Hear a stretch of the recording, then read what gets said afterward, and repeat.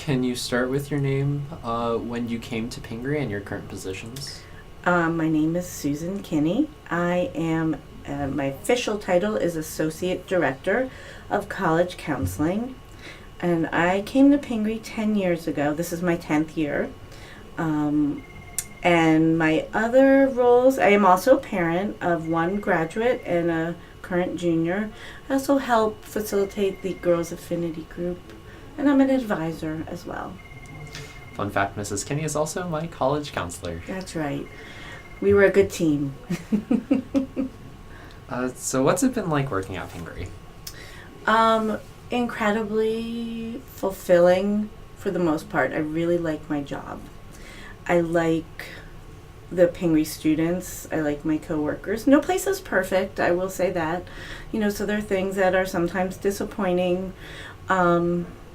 But I get, my personal job is to highlight the best of Pingree students. It's a pretty cool thing to do. It is hard when my students are disappointed. And it's something that none of us had control over. Really am talking about the outcome of a college process. Right. How have you seen Pingree change over the years? I've actually seen, in my eyes, more diversity, which I really appreciate. I think that that's kind of the cool thing about a private school. You choose who you want to go to Pingree. I think a lot of ways the students are pretty similar.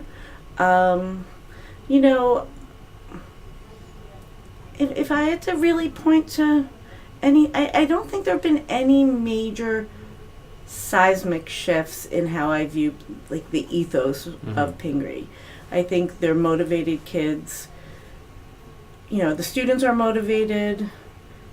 Some are hyper focused, some are the other end of the spectrum, and we need to pull them along. It's energizing, so that hasn't changed. Can you describe the Pingree ethos a little more? So from my perspective, and of course my perspective is on the output side. So it's balancing, we don't want to do everything for the college process or for how it looks. And so I think we try and preach, or I guess, okay, I'm not really answering the question. The ethos of Pingree. I think it's a community that strives for the best, but also balances looking after each other and looking after those outside of Pingree, with our community service focus. I think we kind of try and do everything really well, and I think we kind of hit the mark from music to drama to athletics. You can look at a lot of, and of course academics, a lot of really amazing things that have gone on. I think I kind of answered your question. I rambled a little. You're good, Mrs. Kinney. How have you seen the honor code change, if at all? So my first year here was the first year that we had all the advisories have a representative bring up the honor code during convocation. And I think that was a great thing.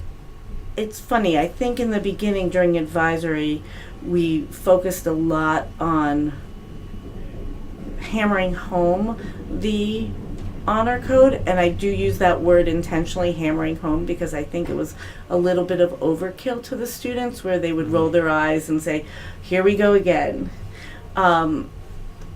So I think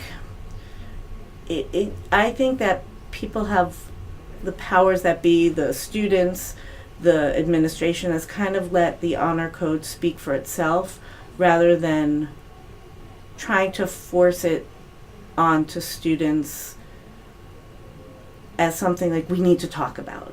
That's how I felt the first few years. It was, in our advisory we always had to bring up something about the honor code, and I don't think that was necessarily productive. Because I think the honor code is kind of the backbone of Pingree, whether we talk about it or not. What do you think the honor code does well and maybe doesn't do so well? I think what the honor code does well is bringing students into the fold as leaders and kind of as the keepers of the honor code as far as honor code hearings, honor board hearings. I think its shortcomings are not so much shortcomings of the honor code per se, but more a reflection of a real striving student body that doesn't always have time to reflect on the honor code,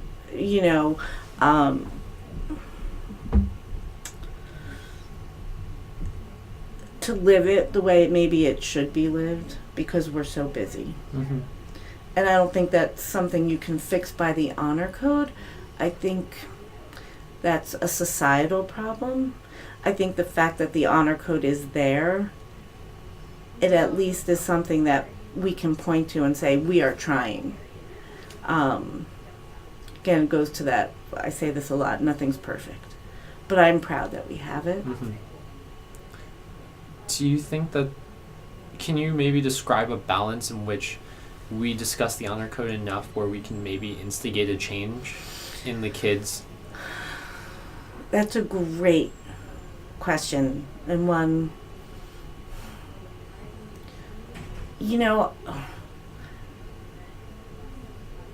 I think it's hard. I think, can you convince people to be honorable, to Mm-hmm. do the right thing?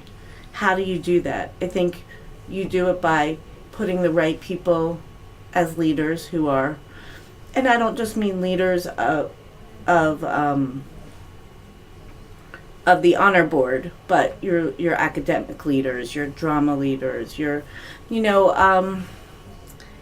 and again, I'm contradicting what I said about what I felt about it in advisory, because I felt it was too canned. I think if there would be a way to more organically make it part of life without being forced. Mm-hmm. I don't have a great answer for how to do that. I think signing the paper, did we do that in the upper school? I've neither given or received. We do the pledge. Yeah, which I think is always a reminder, but how is living the honor code look? Mm-hmm. Pointing to certain teachers. Like, I love that we had Mr. Garavente speak Mm-hmm. the other day. I think those real life examples get us out of the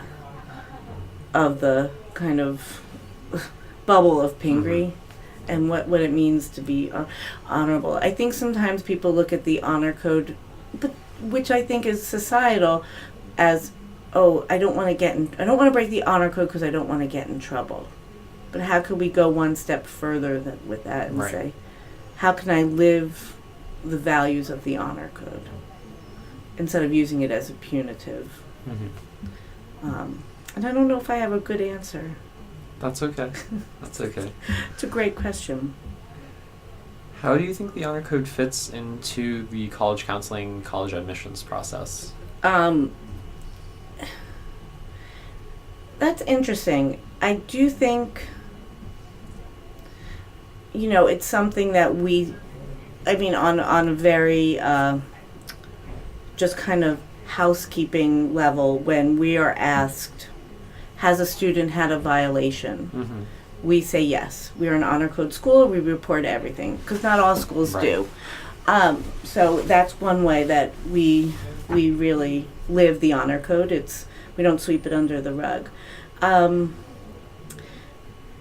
other ways, I think I've seen people be, I guess more again, the spirit of the honor code, supporting each other, and just, worrying and celebrating everyone else's successes. I've seen a lot of that, and I've seen some uglier sides to kind of what I wouldn't call an honor code violation, but people who are overly concerned about others and who gets in, and which is part of life. I know it's hard sometimes for things, but and sometimes I think when we look at other colleges that have honor codes, we feel a connection to them. Like Haverford or Davidson. I think our kids feel really comfortable at those places because it's like feels like a home. Right. So. About a month ago now, which is crazy to think, you asked myself and a couple other seniors to go to one of the college counseling meetings to reenact some fun scenarios. Can you talk a little bit about that? Yes. And I guess that's kind of more what I was talking about as well with kind of the spirit of the honor code. So I was trying to think of a way to have our students can be students, people, kids, teenagers can be unkind and don't even realize it. Judgmental. I mean, it's human nature. And I wanted students to really be aware. It would have been one thing for me to say, please be aware of your language. Don't talk negatively about a college because it might be someone else's favorite if you didn't like it. So kind of thought it would be make a point if we brought in some seniors and to kind of have them overact some conversations. Obviously fictitious, saying, two students saying, oh, I heard Ginny is going to Hogwarts. And the person responds, oh, everyone there is dumb and ugly. Just to kind of the ridiculousness of that. And if it helps one or two people just be thoughtful about their words and the impact they have, I hope that it made some difference. But I appreciated the seniors putting themselves out there. Sean was one of them. To kind of overact and read some scenarios of talking about colleges, because everyone has, I guess it goes to judgment and not judging other people and not judging something that might be important to other people. So. Kegger State, everyone. Kegger State. That's right, Kegger State. We've kind of discussed maybe the not so pretty parts of college admissions. Can you talk about your favorite parts and maybe your favorite parts of being a college counselor? When I've worked with a student and I feel like we really have, I've helped guide them to write like a really beautiful, authentic essay, something they feel proud about, and that I read and I say, wow, this is awesome. This is you. That's to me an accomplishment. Of course, it's great when kids get in. I love celebrating with kids, and we fight for our kids. The kind of secret about college admissions that I think sometimes people think in my office that we have more say than we do. We advocate for our students, and it's great to see when they work out. I will say some of the most rewarding things happens after students graduate, and they were maybe disappointed that they didn't get into their first choice school, but then they come back in the fall and they tell me they are so happy and at the perfect place. That is incredibly rewarding, because it doesn't matter if I know that will happen until it actually happens. Right. Because all I want is for my kiddos to be happy. And they will be. But sometimes it takes disappointment to first get to that place of happiness. So. Are there any other myths or rumors you might want to dispel about being a college counselor? Yes, I think that's a great, thank you for asking that question. It's funny, sometimes parents or kids will be worried about where other people are applying. I'm applying to Hogwarts, and I heard that there are 5 other people applying, and they're smart, and they're this, and they're an athlete. And the bottom line is, first of all, we don't rank our students. I think some people think, who will you pick to support? And I'll say, I could get 5 students all applying to the same school, and I could tell you 5 amazing reasons why each of those 5 students should go there. Doesn't mean the college is going to agree with me, right. But our students are really different. Even if on the face of it, you're like, well, we're in AP US History together, and I got a B+, and she got an A-. Like, well, I could tell you the amazing community service that they do. So I think the myth that we push one, or advocate for one person or not another. We are thrilled when as many of our kids can get into any college. So that's one myth. I think that comes from like maybe 30 years ago. Private schools did kind of have that relation with the Ivy Leagues, where they'd say, okay, you're taking student X, Y, and Z, you'll take them there. And they really work together. Right. It was much more of a pipeline. Now it's who resonates with the college. And we just want to make sure that our kids are being read fairly and that we highlight everything that's good about that student. So how important do you find college fit nowadays than maybe when you were in school? I think college fit, I just had a conversation about this. There is no perfect, and I think that's really important for kids to remember. When I was going through it, we were a little more clueless. Mm-hmm. We were a little less consumers. It was less expensive, so it fit can mean a lot of different things to different people. I think it depends on your criteria.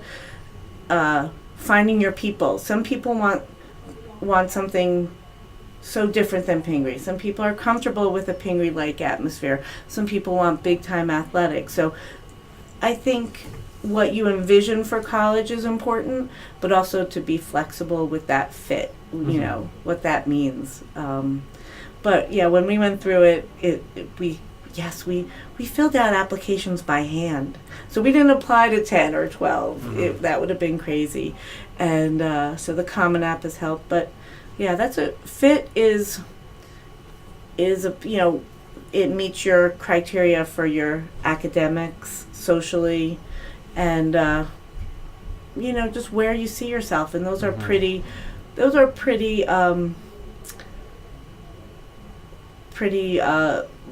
intangible things. So. What can you talk a little bit about maybe your work before coming to Pingree? Yeah. The different schools. Well, do you want to know my whole background? It's really interesting. I'll give you a quick. I have all the time in the world. This is Kinney. I know. You're on ISP.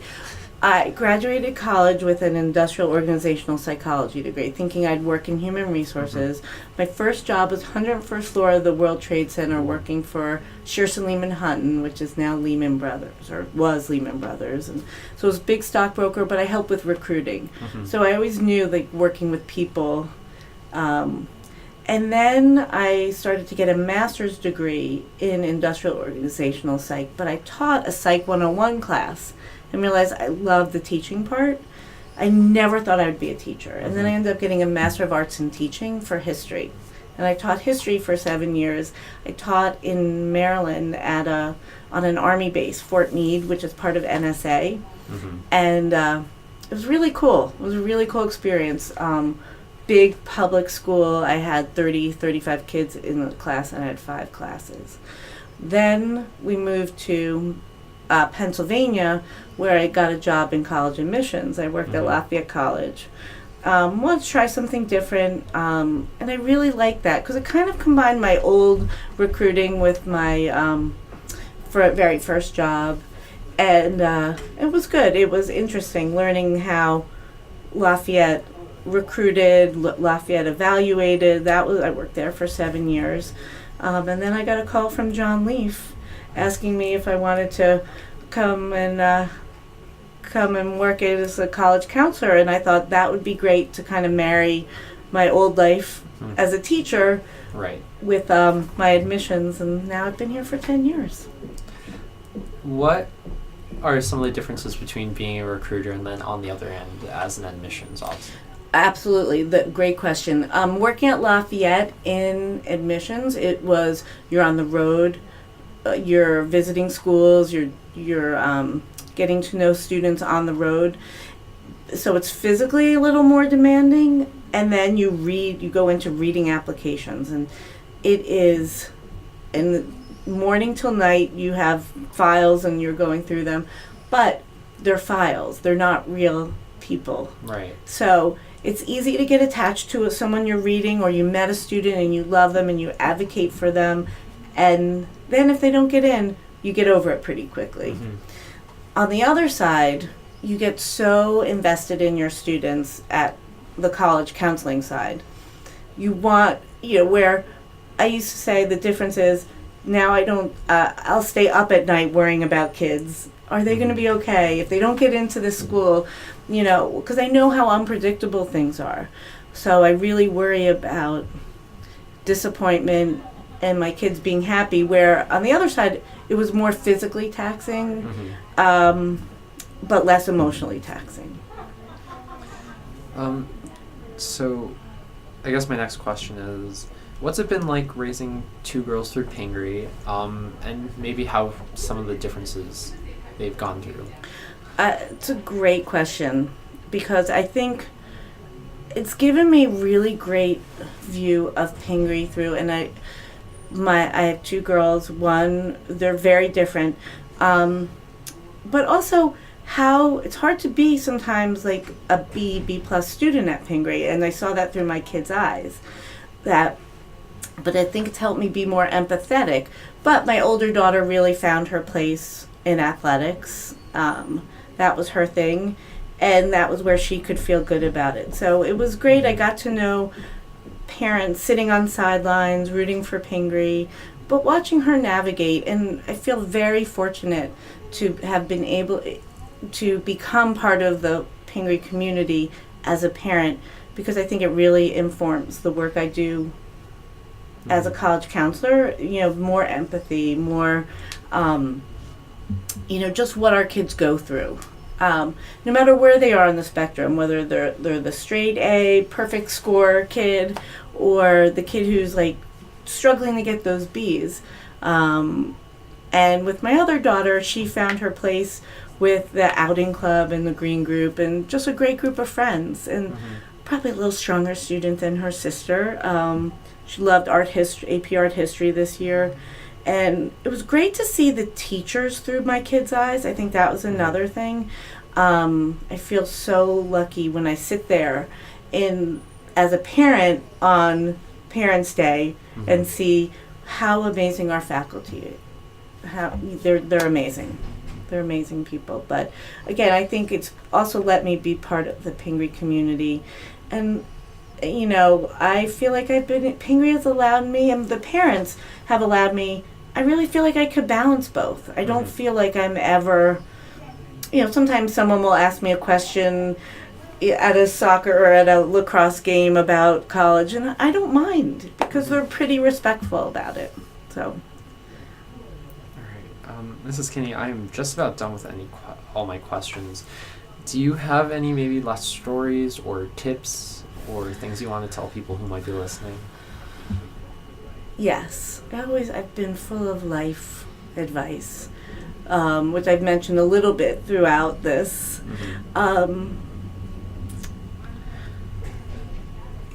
Try not to get bogged down in the little things, like one test or one, activity. I think really, everyone at Pingree has so many wonderful things to offer, and I really hope that somebody who maybe some days doesn't feel as confident can see their gifts, because I think that we are a community of amazing people. And I think just be open-minded when it comes to college. Definitely strive, but also find a lot of places that you can be happy, because there's no perfect. I was teasing a student. I said it's like a boyfriend or a girlfriend or a spouse. You're going to have things you like about them. You're going to have things you don't like. Same with the college. There is definitely no perfect. And, just things are not going to go your way all the time. We are so fortunate to be where we are, to be Pingree, part of a Pingree community that has given us so many opportunities. And a lot of times that's shielded us from disappointment, and it's really part of life. So remember, it's what you learn from that disappointment, or dare I say failure, however you look at that. We don't like to use that word, but I think it can actually make us more resilient, and I think that's something that we're working on. We're always working on. So. great. Thanks. Thank you, Mrs. Kinney. Mrs. Kinney, Assistant Director of College Admissions, Girls Affinity Group Leader, and Pingree Parent. Mrs. Kinney, thank you so much. It was my pleasure. Thanks, Sean.